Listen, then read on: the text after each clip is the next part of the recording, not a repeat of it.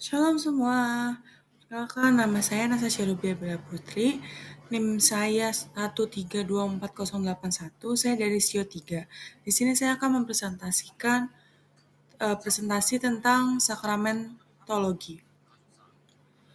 Sakramentologi adalah studi yang mempelajari tentang sakramen dalam iman Kristen. Nah, sakramen itu adalah tanda atau simbol keagamaan, khususnya yang dikaitkan dengan gereja-gereja Kristen yang meyakini adanya kekuatan sakral atau spiritual yang disalurkan melalui unsur-unsur material dan dipandang sebagai saluran rahmat ilahi. Asal-usul sakramentologi, perjanjian baru itu menjadi dasar pengajaran sakramen, misalnya pembaptisan dan perjamuan kudus. Tradisi berpengaruh juga dalam perkembangan ajaran sakramen daripada Bapak Gereja. Contohnya pada zaman para rasul, di zaman para rasul, kepercayaan akan kehadirannya Kristus secara nyata di dalam Ekaristi bertumbuh dari ajaran para rasul, terutama dari Rasul Paulus dan Rasul Yohanes. Mereka mengajarkan bahwa Ekaristi adalah Yesus Kristus yang secara nyata melanjutkan misi penyelamatannya di antara umat manusia. Elemen utama sakramen. Di sini ada 3 elemen utama sakramen. Yang pertama adalah tanda lahiria, yaitu bersifat simbolis, tetapi simbol tersebut memiliki kuasa spiritual yang nyata dalam kehidupan penerimanya. Contohnya air dalam baptisan bukan hanya lambang pembersihan, tetapi diyakini benar-benar membersihkan dosa orang yang dibaptis melalui kuasa Roh Kudus. Yang kedua, kasih karunia ilahi. Kasih karunia ilahi ini adalah anugerah spiritual yang tidak terlihat tetapi sangat nyata bagi penerima sakramen. Misalnya dalam Ekaristi, tubuh dan darah Kristus hadir dalam bentuk roti dan anggur dan memberikan kekuatan rohani bagi yang menerimanya. Yang terakhir, penerima yang layak. Orang yang menerima sakramen harus berada dalam keadaan layak untuk menerima kasih karunia yang disampaikan oleh sakramen tersebut. Contohnya baptisan. Orang yang dibaptis harus beriman atau dalam kasus bayi, iman diwakilkan oleh orang tua atau wali baptis. Selanjutnya, kategori sakramen dalam tradisi. Yang pertama ada kategori sakramen dalam gereja Katolik. Di dalam gereja Katolik itu meyakini adanya 7 sakramen. Yang pertama ada sakramen baptis, Ekaristi, tobat, krisma, pengurapan orang sakit, imamat, dan perkawinan. Yang kedua, sakramen dalam gereja Protestan.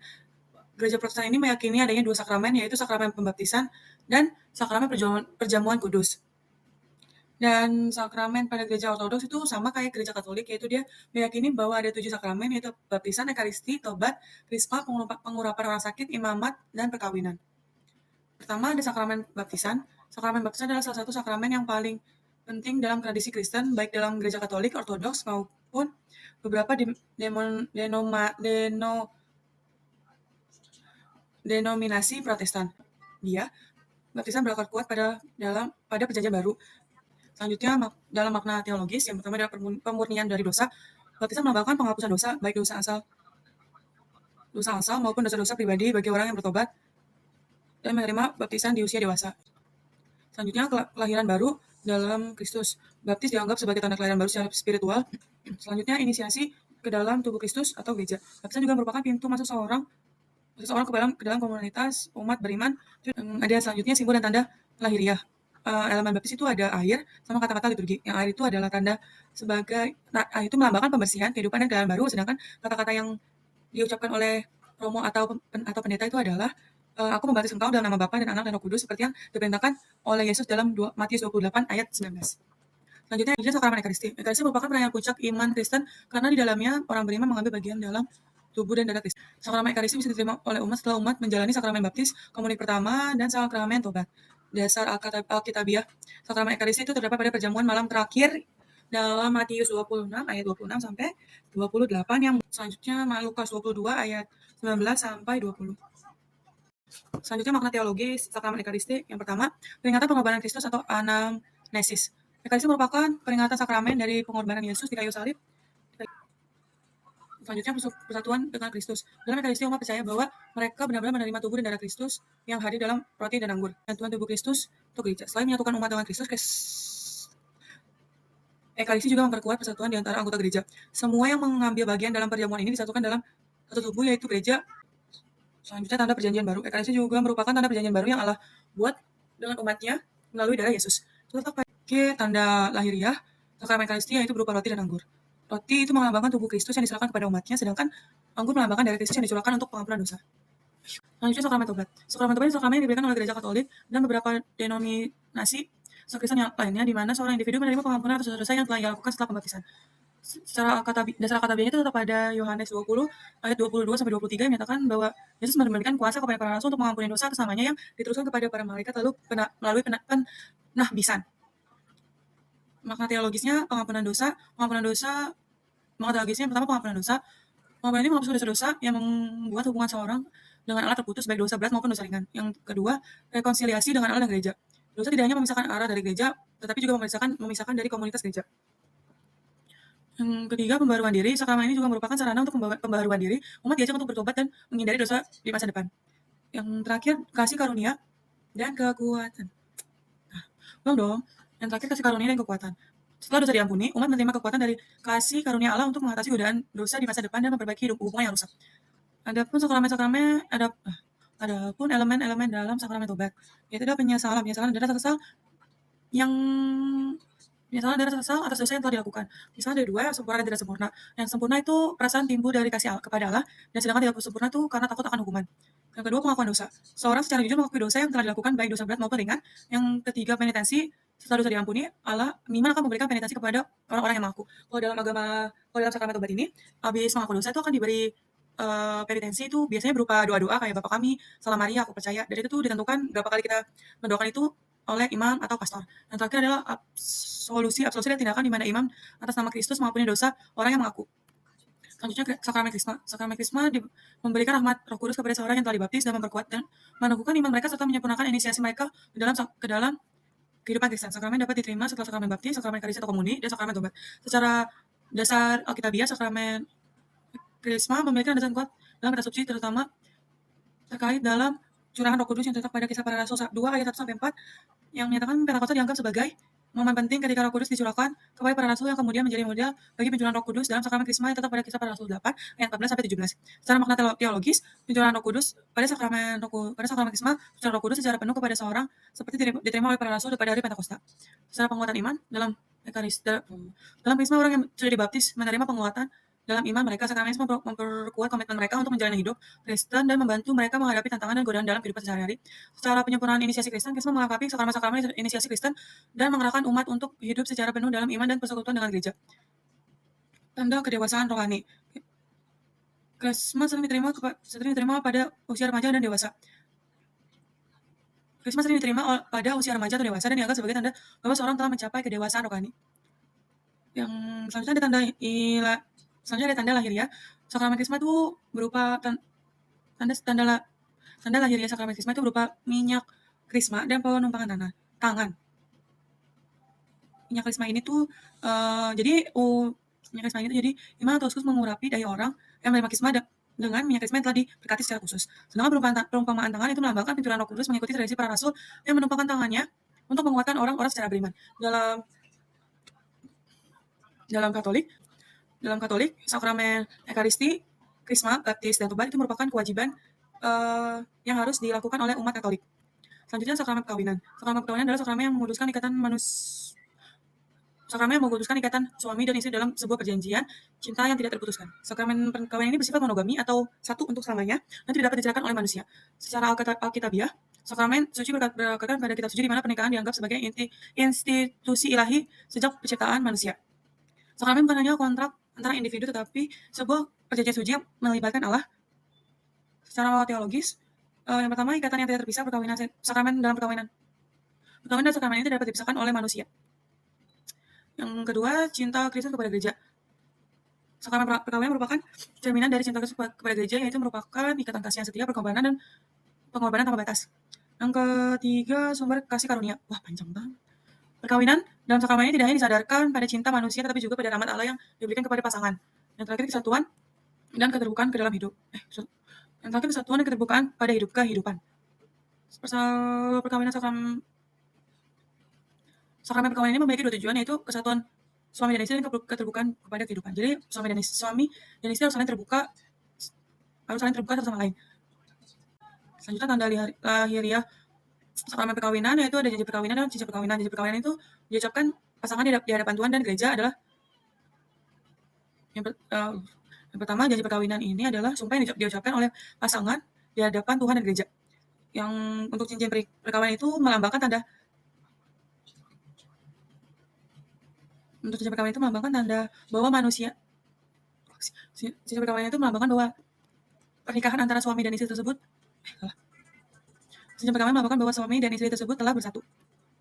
Selanjutnya sakramen imamat. Sakramen imamat adalah sakramen yang menetapkan seseorang untuk menjadi pelayan gereja sebagai imam, uskup, atau diakon. Sakramen itu khusus bagi mereka yang ditahbiskan agar dapat menjalankan tugas-tugas pelayanan suci termasuk pemberitaan Injil, merayakan sakramen-sakramen, dan membimbing umat dalam iman. Pada dasar kitab Alkabiah, sakramen memiliki dasar kitab yang kuat, khususnya dalam hubungan antara Yesus dan para rasulnya serta misi yang diberikan kepada mereka untuk melanjutkan pelayanan di dunia. Secara makna teologis,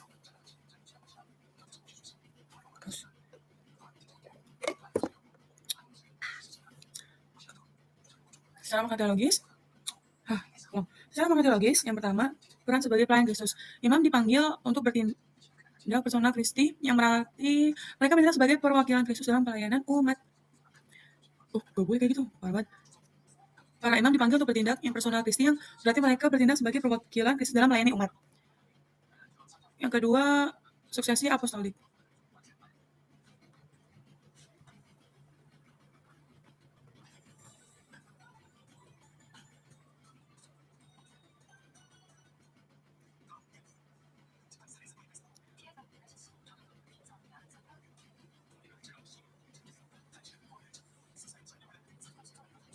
Sakramen imamat dituturkan dari para rasul kepada para uskup, imam, dan diakon melalui suksesi apostolik, yang berarti bahwa garis tabisan yang dimulai dari para rasul tidak akan terputuskan, dan setiap penabisan dilakukan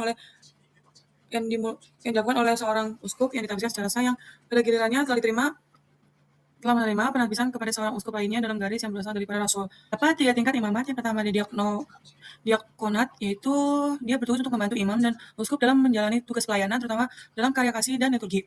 Yang kedua itu imam itu memiliki tugas utama merayakan sakramen-sakramen, terutama ekaristi dan pengampunan dosa. Mereka juga membimbing umat dalam pengajaran dan pelayanan pastoral. Yang terakhir adalah uskup. Uskup itu memiliki otoritas tertinggi dalam wilayah uskupan, yang bertanggung jawab mengajarkan, menguruskan, dan memimpin. Uskup juga memiliki kekuasaan menafsirkan iman dan selanjutnya ada elemen dalam sakramen imamat. Yang pertama ada penumpangan tangan. Itu merupakan tanda utama dalam sakramen imamat. Doa tabisan diucapkan oleh para uskup saat menumpangkan tangan. Doa ini meminta rahmat Roh Kudus untuk melengkapi penerimaan tabisan dengan karunia-karunia yang diperlukan dalam tugas imamat. Yang terakhir ada pengurapan minyak krisma. Uskup yang baru ditabiskan dihiropi dengan minyak krisma sebagai tanda pengudusan dan perutusan Roh Kudus. Selanjutnya ada tugas dan tanggung jawab dalam sakramen imamat, yaitu merayakan sakramen, mewartakan Injil, membimbing umat, dan tugas kepemimpinan dan administrasi. Selanjutnya adalah sakramen pengurapan orang sakit. Sakramen pengurapan orang sakit adalah sakramen dalam gereja Katolik yang memberikan kepada orang-orang yang sakit, parah, atau dalam kondisi yang mengancam jiwa. Sakramen ini memberikan kekuatan rohani, pengampunan dosa, dan kadang kesembuhan fisik bagi mereka yang menerimanya. Secara Alkitabiah, itu terdapat dalam surat Yakobus yang berbicara langsung tentang pentingnya doa dan pengampunan dan pengurapan bagi orang yang sakit. Dalam makna teologis, yang pertama adalah partisipasi dalam penderitaan Kristus. Melalui pengurapan orang sakit, umat beriman diundang untuk bersatu dan melalui sakramen pengurapan orang sakit, umat beriman diundang untuk bersatu dalam penderitaan Kristus di kayu salib. Penderitaan manusia mendapatkan makna baru dalam terang penderitaan Kristus yang membawa keselamatan bagi dunia. Selanjutnya, kesembuhan dan penghiburan. Sakramen ini membawa rahmat penyembuhan baik secara fisik maupun spiritual. Pengampunan dosa. Selain menyembuhkan, sakramen pengurapan orang sakit juga memberikan pengampunan dosa bagi mereka yang tidak dapat mengaku dosa dalam keadaan sakit atau kelemahan mereka. Berikutnya adalah orang-orang yang dapat menerima sakramen pengurapan orang sakit adalah orang yang menderita sakit parah atau mengancam nyawa. Mereka yang menjalani operasi besar yang mempunyai resiko yang tinggi, dan lansia yang tidak sedang sakit parah tapi mengalami kelemahan yang fisik yang signifikan, dan mereka yang mengalami kemunduran kesehatan serius bahkan jika tidak dalam keadaan kritis. Elemen-elemen yang digunakan dalam sakramen pengurapan itu adalah minyak pengurapan, yaitu minyak zaitun yang diberkati oleh uskup pada hari Kamis Putih atau pada waktu-waktu tertentu dalam tahun liturgi. Dan doa pengurapan, iman yang mengurapi orang sakit akan mengucapkan doa pengurapan yang memohon rahmat dan penyembuhan dari Tuhan. Selanjutnya ada sakramen dalam gereja Protestan. Dalam gereja Protestan khususnya denominasi besar seperti Lutheran, Reformat, dan Anglikan hanya mengakui 2 sakramen, yaitu sakramen baptisan dan sakramen kudus. Sakramen baptisan dianggap sebagai sakramen yang diperintahkan oleh Kristus dan merupakan tanda inisiasi ke dalam kehidupan Kristen. Sedangkan sakramen perjamuan kudus itu sebagai perintah Kristus untuk mengenang pengorbanannya di kayu salib serta menjadi sarana bagi mereka orang yang percaya untuk persekutuan diri dengan Kristus. Selanjutnya makna teologis dalam sakramen gereja Protestan. Yang pertama, baptisan. Dalam gereja Protestan, baptisan dipandang sebagai tanda dan materai dari perjanjian Allah dengan umatnya. Baptisan melambangkan pembersihan dari dosa dan inisiasi dalam gereja, yaitu tubuh Kristus. Sedangkan perjamuan kudus atau ekaristi itu memiliki makna sebagai peringatan akan pengorbanan Kristus di kayu salib dan persekutuan dengan Kristus. Sifat sakramen dalam Protestanisme, sifat sakramen dalam gereja Protestan, sakramen lebih dianggap sebagai tanda iman yang memerlukan respon pribadi. Artinya, keikutsertaan aktif orang percaya sangat ditekankan dalam penerimaan Ekaristi. Dalam penerimaan sakramen. Wah, gila ya. 36 menit. Aku ngomong, gak berhenti. Selanjutnya sakramen dalam gereja ortodoks. Sakramen dalam gereja ortodoks adalah sarana rahmat ilahi yang memperkuat hubungan orang yang percaya dengan Allah dan gereja. Sakramen gereja ortodoks itu mempunyai 7 sakramen sama dengan sakramen pada gereja Katolik. Yang pertama adalah pembaptisan. Sakramen pembaptisan merupakan penerimaan seseorang dalam sakramen pembaptisan merupakan pintu masuk dalam komunitas orang yang percaya. Melalui baptisan, seorang dibersihkan dari dosa dan semua dosa pribadi serta dilahirkan kembali dalam kehidupan baru di Kristus. Yang kedua, sakramen Krisma. Ini sakramen yang dilakukan segera setelah baptisan dalam tradisi ortodoks. Sakramen ini memberikan penerimaan karunia Roh Kudus, memperkuat iman mereka dan memungkinkan mereka untuk hidup dalam rahmat Allah. Yang ketiga, sakramen Ekaristi atau perjamuan kudus. Sakramen ini sakramen utama dalam gereja ortodoks. Gereja ortodoks percaya pada kehadiran nyata Kristus dalam Ekaristi, meskipun mereka tidak menggunakan istilah transubstansiasi dalam seperti Katolik. Yang keempat, pengakuan dosa atau pertobatan. Sakramen yang memungkinkan orang percaya untuk mengakui dosa mereka di hadapan iman dan menerima pengampunan rahmat Allah. Selanjutnya, perkawinan. Sakramen yang mencerminkan hubungan antara Kristus dan gerejanya dengan tujuan menciptakan komunitas cinta yang mencerminkan cinta Allah. Yang keenam, sakramen imamat. Sakramen imamat adalah sakramen di mana seorang ditahbiskan menjadi diaken, imam, dan uskup. Imam atau uskup. 7. Sakramen pengurapan atau sakramen penyembuhan, di mana sakramen ini dilakukan kepada orang yang sakit atau lemah dengan diberkati dengan minyak kudus untuk memohon kesembuhan secara fisik maupun spiritual. Sekian presentasi dari saya. Thank you semua. Shalom. God bless you.